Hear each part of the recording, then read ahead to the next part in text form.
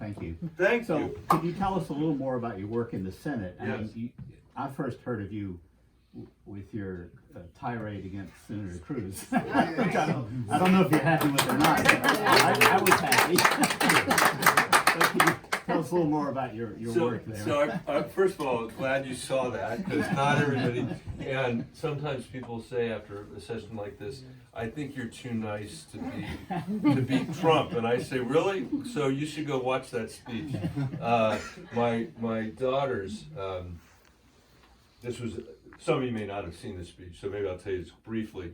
This was a moment when I was sitting on the floor waiting to go to lunch, and Cruz was speaking, and he went out there, and this was the 35th day of the government shutdown, of Trump's shutdown, and they put this bill on the floor to pay the Coast Guard, because their idea was, we're going to get the Democrats to vote against this, and we're going to be able to show that they're not for paying the Coast Guard. And Cruz is out there saying, oh, how can they not support the Coast Guard? Of course, they were just trying to make excuses for not opening the government up, so we didn't vote with them. But I said to the guy sitting next to me, Doug Jones from Alabama, I said, did he just say that? Did Cruz really? And I said, I can't let it lie, because Cruz had shut the government down in 2013 when my state was flooded. Colorado was underwater, and we had lost lives and businesses, and people were trying to work together, and Cruz is reading the frickin' green eggs and ham on the floor of the Senate. And so I started off by saying, these are the crocodile tears that he's crying for the Coast Guard. So yeah, I'll tell you a little bit about it. I think that I'd put up my bipartisan record against anybody else that's in the race. As I said earlier, I represent a state that's a third, and I feel like it's my obligation to represent everybody, whether they vote for me or whether they don't vote for me.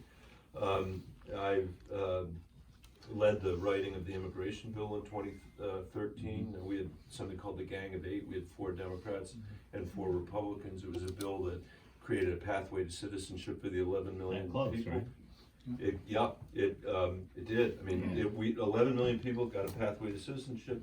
Most progressive dream act that had ever been conceived of, much less written, and something everybody in America has forgotten, so I'll take this moment to remind you, $46 billion of border security. Not $6 billion for the medieval wall that Mexico is supposed to pay for, but $46 billion of 21st century border security that would allow you to see every single inch of the border, who is coming over, not coming over, double the number of border security, border patrol agents, and dealt with the fact that 40% of the people here that are undocumented came legally and overstayed their visa, and we have no way of dealing with that. We dealt with that. I wrote the agriculture provisions in that bill. It was the first time with Marco Rubio and Orrin Hatch and Dianne Feinstein, the first time that any such bill has been endorsed by both the Farm Workers Union and the growers all across the country.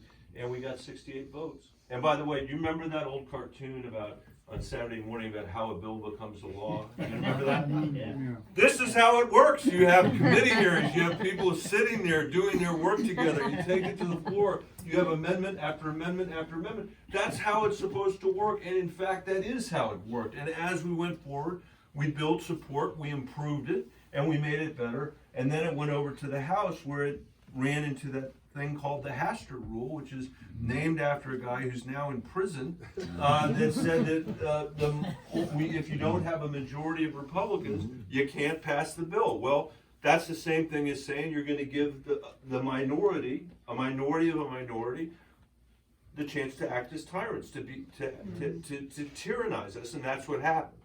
So the Steve Kings of the world and others made it impossible for us to pass, and Donald Trump rode his escalator down and said our border's out of control and Mexicans are rapists, and the rest is history. So that was a highlight, although we didn't get it done. I rewrote with Lamar Alexander the Elementary and Secondary School Act, which used to be called No Child Left Behind, and we put No Child Left Behind in the rearview mirror. Lamar was Bush's education secretary and governor of Tennessee and the president of the University of Tennessee. He was very kind from the time that I got there, because he knew I'd been a school superintendent, 95,000 kids, $1 billion budget, and so we rewrote that and got a massive vote on that, 80 votes in the Senate, I think, or more. I wrote a bill called Breakthrough Therapies legislation with Richard Burr, who's a Republican from North Carolina, that dramatically increased the approval at the FDA for new drugs. And we thought one drug a year might be approved under this breakthrough therapy stuff.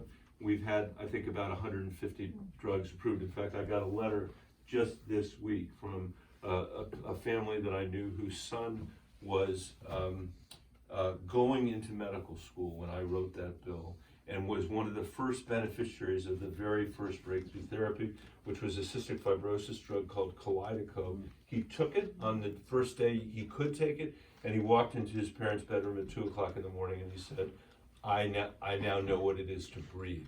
And he's now graduated from medical school, he's a doctor, and they sent me a letter saying there's now a new breakthrough therapy for cystic fibrosis that actually will work for 90% of the patients. So that's another thing that I worked on. So it's stuff like that. 2 farm bills as a member of the Ag Committee. I've been on the Ag Committee for the last 10 years where I've been focused on conservation. It's the reason why my climate plan looks different than anyone else's climate plan in this race, because it calls for using the conservation of our working lands to sequester carbon in our soil. The fancy way of saying we should pay farmers and ranchers to sequester carbon in their soil in order to help us deal with the climate problem, but also build the kind of constituency I was describing earlier that's a constituency for change that's unusual. And I guess maybe the final thing I'll say is I've spent as much time in deep red parts of my state as I have in blue parts of my state, partly because I've been on the Ag Committee, but it was also true when we were passing the Affordable Care Act. I was literally having they were telling us, don't have town halls. Don't even have town halls in Democratic areas. And I was in the Republican parts of my state with a slide deck that I had put together explaining why I voted for the Affordable Care Act, explaining why we should have a public option. Because I view it as a responsibility of mine in an effort to try to contribute to bringing us back together rather than dividing us, to show up in places where people disagree with me. And if I am elected president, I'm going to do that too. I mean, when I go to reverse Donald Trump's tax plan, I'm going to find one of the reddest rural counties in America. I'm going to take my plan. I'm going to take my calculator, because unlike some of these people, I'm actually numerate. And I'm going to invite the Fox hosts to come with me and bring their calculators too, and sit there so that the American people can actually see what Trump's plan did to them versus what I'm proposing would do for them. So, sorry to go on for so long, but I don't know if that helps. Good answer. Thank you. Thank you. Thank you.